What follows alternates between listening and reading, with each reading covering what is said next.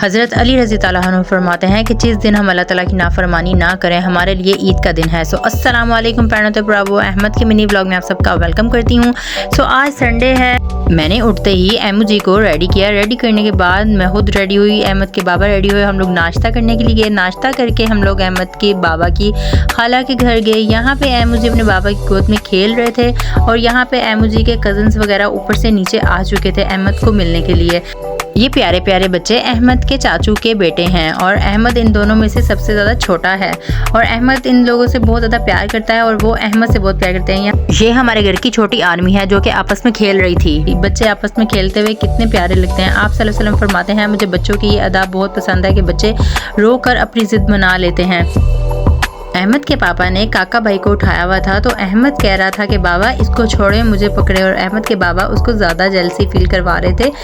यहाँ मेरी चाय आई, मैं चाय पी रही थी तो सारी मुझे तंग कर रहा था कि मेरे साथ चले, मेरी चल के फ़िश देखें। इसी के साथ मैं और अहमद ऊपर गए अहमद की चाची के पास। सारिम यहाँ पे हमें अपनी फ़िश दिखा रहा था। फ़िश बहुत ज़्यादा छोटी थी कि नज़र भी नहीं आ रही थी, बिल्कुल छोटी छोटी सी फ़िश थी लेकिन बहुत माशाल्लाह प्यारी थी। अहमद इनको देख कर बहुत ज़्यादा खुश हो रहा था फ़िश को देख कर। सारिम मुझे कह रहा था कि ये मुझे पकड़ा दो। मैंने कहा तुम्हें पकड़ाई तो तुम सारी फ़िश नीचे गिरा दोगे। वही बात हुई, सारिम को मैंने पकड़ाई तो सारिम ने वो फ़िश नीचे गिरा दी। यहाँ पर मैं अहमद और काका भाई को देख रही थी कि ये दोनों क्या कर रहे हैं। दोनों बहुत ज़्यादा तंग कर रहे थे। ये हमारे घर के छोटे छोटे से दो चोर जो कि कबर्ड में से सारा सामान निकाल के बाहर फेंक रहे थे। इसी के साथ हम लोग वहाँ से निकले। वहाँ से निकलने के बाद हम लोग रावी गए। रावी बंद था क्योंकि वहाँ पे कुछ काम शाम चल रहा था और रावी फुल सूखा हुआ था। थोड़ा सा भी बीच में पानी नहीं था, ना कोई कश्ती वगैरह चल रही थी, कुछ भी नहीं, क्योंकि वहाँ पे काम शाम भी हो रहा है। मौसम भी इतना खूबसूरत था, ठंडी हवा चल रही थी और आसमान पर परिंदे भी बहुत प्यारे लग रहे थे। हम रावी बंद होने की वजह से हम लोग गए रावी के पुराने पुल, जिसका नाम पुराना पुल है। ये बिल्कुल ब्रिज टूटने वाला है कि किसी भी टाइम अल्लाह ना करे ये ब्रिज टूटकर गिर सकता है। हमारी हुकूमत को चाहिए कि इस ब्रिज को दोबारा तैयार किया जाए क्योंकि ये एक पुरानी मेमोरी है जिसको रेडी करना चाहिए। इसके साथ ट्रेन का ब्रिज जो कि बहुत प्यारा लग रहा था क्योंकि वो नया बनाया गया है, इसलिए वो मजबूत भी है और प्यारा भी लग रहा है। जिस तरह ये पुराने पुल का ये ब्रिज अगर नया तैयार कर दिया जाए तो ये जगह बहुत खूबसूरत हो सकती है। मैं अक्सर यहाँ पे जाती हूँ, मुझे यहाँ पे जाके बहुत अच्छा लगता है। यहाँ पे विलेज की वाइब्स आती हैं, ऐसा लगता है कि मैं किसी गांव में आ गई हूँ, जो कि बहुत प्यारा लगता है। इसी के साथ हम लोग आए यादगार आए तो यहाँ का तो नज़ारा ही देखने वाला है। शाम के टाइम तो यहाँ का व्यू इतना खूबसूरत लगता है कि दिल करता है कि बस बंदा यहीं पे राउंड लगाता रहे। इसी के साथ हम लोग घर वापस आ गए। घर आए तो अहमद अपनी डक के साथ खेल रहा था। ये डक के हम छोटे छोटे से दो बेबी लेके आए थे जो कि एक अल्लाह ताला को प्यारा हो गया था और दूसरा माशाल्लाह इतना बड़ा हो गया है जिसको देख के अहमद डरता है। अहमद यहाँ पे कोशिश कर रहा था इसको पकड़ने की, लेकिन ये बहुत ज़ोर से काटता है और अहमद इससे डरता है। 2 बार अहमद को इसने काटा है। उसके बाद अहमद ने इसको देखने की भी कोशिश नहीं की। यहाँ पे भी अहमद इसको देखकर बहुत ज़्यादा डर रहा था और अहमद की वजह से मैंने इसको नीचे उतार दिया और नीचे उतारते ही अहमद इसको शिशिश करके बुला रहा था और जब वो पास आता था तो अहमद डर जाता था क्योंकि इसने 2 बार अहमद को बहुत ज़ोर से कट किया जिसकी वजह से अहमद बहुत ज़्यादा डर चुका है। इसी के बाद हम लोग दोबारा घर से निकले क्योंकि मुझे अपने फ़ोन का प्यारा सा पाउच लेना था। जिस तरह का मुझे पाउच चाहिए था उस तरह का मुझे पाउच मिल नहीं रहा था।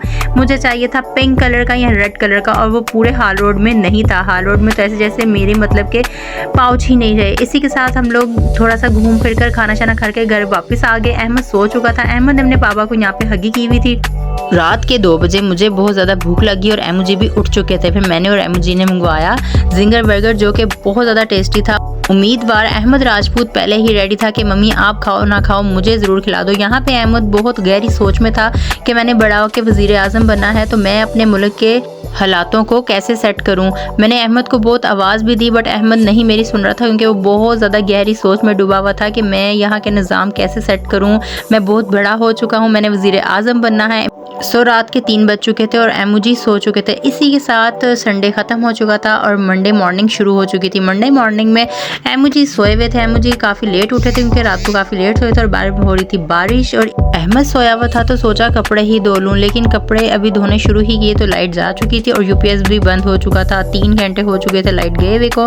फिर मैं अहमद को लेके ऊपर गई क्योंकि अहमद सोया हुआ उठा था। मैं यहाँ पे अहमद को बारिश दिखा रही थी। अहमद बहुत ज़्यादा तंग कर रहा था। मैंने उसकी फूफो को पकड़ाया कि लो अब आप आप यहाँ पे खड़े होके इसको बारिश इंजॉय करवाओ। लेकिन अहमद बाज नहीं आ रहा था, पूरे घर में अंधेरा था। फिर मैं अहमद को लेके यहाँ पे खिड़की में बैठी हुई थी और अहमद को बारिश दिखा रही थी, बट अहमद कह रहा था कि मुझे यहाँ बैठना नहीं है, मुझे यहाँ पे खड़ा करो। लेकिन अभी बहुत छोटा है, कुछ भी हो सकता। वैसे भी बहुत ज़्यादा ठंडी हवा चल रही थी और अभी तक मैंने अहमद को तैयार भी नहीं करवाया हुआ था, क्योंकि मैं काम में बिजी थी। फिर लाइट चलेगी, बारिश होना शुरू होगी, इसी के साथ लाइट आ चुकी थी। काफ़ी टाइम हो चुका था, 7 तब बज चुके थे। तो मैंने सोचा जल्दी जल्दी से बस कपड़े धो के फ्री हो जाऊँ। लेकिन अम्मू जी मुझे बहुत ज़्यादा तंग कर रहे थे। अम्मू जी कह रहे थे बस मुझे गोद में उठा लो, कपड़े बाद में धो लेना। लेकिन शुक्र अल्लाह का मैं कपड़े शपड़े धो के भी फ्री हो चुकी थी। 1 घंटे 1.5 घंटे में मैं फारिग हो गई। फिर मैंने अम्मू जी को उठाया और अम्मू जी को मैंने मशीन में बिठा दिया, क्योंकि अम्मू जी इतना खुश हो रहे थे मशीन में बैठ के कि जैसे मैंने उसको किसी झूले में बिठा दिया है। सो मैंने यहाँ पे अम्मू जी को तैयार श्यार किया। मैंने कहा इसके बाबा आने वाले हैं, चाचू आने वाले हैं, तो कहेंगे आज हमारे बच्चे को रेडी ही नहीं किया। लेकिन उनको क्या पता कि आज मैं कितना बिजी थी। अहमद को रेडी किया। अहमद बहुत तंग कर रहा था, क्योंकि आज सुबह से अहमद बाहर नहीं गया हुआ था। फिर मैंने अहमद की फूफो से कहा कि उठें और इसको बाहर लेके जाएं, इसको चिजियाँ शिजियाँ लेके दें। लेकिन जो हमारे घर के पास चिजियों वाली दुकान है वो बंद थी। ये लोग वापस ऐसे के ऐसे ही वापस आ गए। अहमद की फूफो अहमद से सिर्फ 15 साल बड़ी है। सो यहाँ फिर से अहमद जी सो चुके थे। अहमद के बाबा आए तो अहमद के ऊपर सारे के सारे कड़कते कड़कते नोट फेंक दिए, क्योंकि अहमद को कड़कते हुए नोट बहुत ज़्यादा पसंद है। अहमद बहुत ज़्यादा खुश हो रहा था। फिर उन्होंने वापस काम पे जाना था, तो मैंने कहा कि इसको साथ लेके जाएं, उसको चिजियाँ लेके दें। अहमद अपने बाबा के साथ गया और जाके चिजियाँ लेके आया। उसके बाबा ने उसको सारा मीठा मीठा मीठा मीठा मीठा मीठा ही ले दिया, जो कि वो सही तरह नहीं खाता, क्योंकि वो स्लेंटी खाता है और थोड़ी सी चटपटी चीज़ें खाता है। और मीठा वो बिल्कुल भी नहीं खा रहा था, वो बिल्कुल मम्मी पे गया है, मीठा नहीं खाता, उसको मीठा बिल्कुल नहीं पसंद। सो वो कहते हैं ना कि माँ दा रज ते बच्चे दा पाजे, वो जो पंजाबी की मिसाल है, यहाँ पे वही हुआ। अहमद केक नहीं खा रहा था, सारे उसके केक्स वगैरह मैंने ही खा लिए, क्योंकि वेस्ट तो करने नहीं थे। और ये आजकल के बच्चे हैं जिनकी मेमोरियाँ बहुत ज़्यादा तेज़ हैं। यहाँ पे जब नेट रुक जाता था तो अहमद उसको बैक करता था कि मम्मी बैक करती है तो वो चल जाता है। जिस तरह मैं करी थी उसी तरह वो कर रहा था। आजकल के बच्चों के सॉफ्टवेयर बहुत ज़्यादा अपडेट होके आए हैं, इनके माइंड बहुत ज़्यादा फ्रेश हैं। और ये हमारे घर का छोटू सा प्यारा सा चोर है, जो कि अपने ही ड्रॉ के सारे कपड़े उठा के बाहर फेंकता है, मम्मा का काम बढ़ाता है और फिर यहाँ से भाग जाता है। इसी के साथ अम्मू जी सो चुके थे, और जब घर का शरारती बच्चा सो जाए करने के लिए कुछ नहीं रहता। अल्लाह हाफिज़, कल मिलूंगी एक नई व्लॉग के साथ।